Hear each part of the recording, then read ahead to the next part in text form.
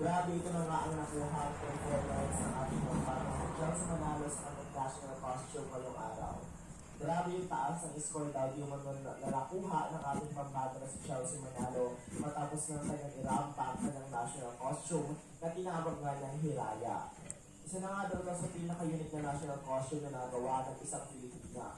At talaga nga namang yung execution niya at talaga yung pagrampa niya ay kuha-kuha niya ang puso ng mga tao. Madami mga netizens na nagsasabi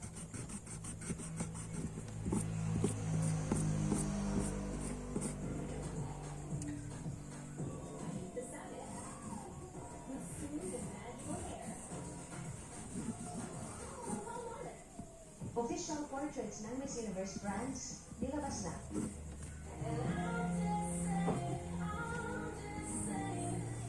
Nilabas na ang official portraits ng girls para sa Miss Universe France. Plakado at fierce ang features ni Miss Universe Philippines Chelsea Manalo. Look at that girl. Forte talaga ni Chelsea ang photoshoots at napakadali lang sa kanya ang gumawa. Narito naman ang picture ng isa pang Pinay na nare-represent ang bansang New Zealand. Sa paglilipas ng mga araw ay unti-unti na lang napapansin ang kalaban at playful aura ni Chelsea. Ang mga outfit choices niya lately ay kalaban at very fit sa kanya, highlighting her amazing figure.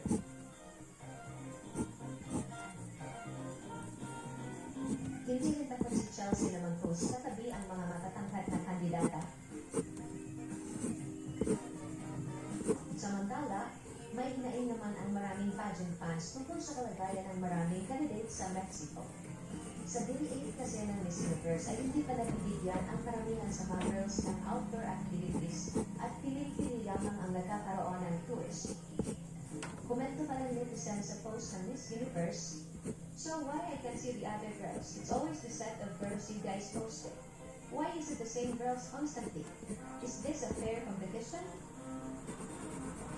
Sa iyong palagay, fair pa nga ba ang kompetisyon sa Miss Universe ngayong taon?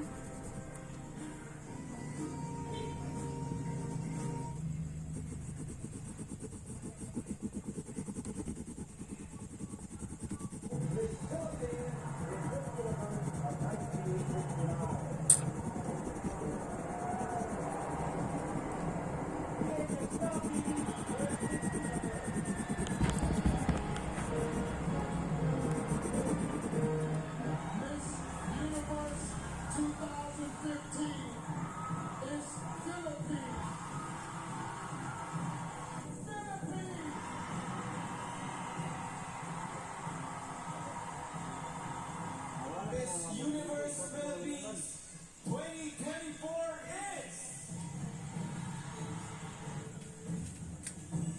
Bulacan! At ngayon, ang susunod nating pag-asa para sa ika-5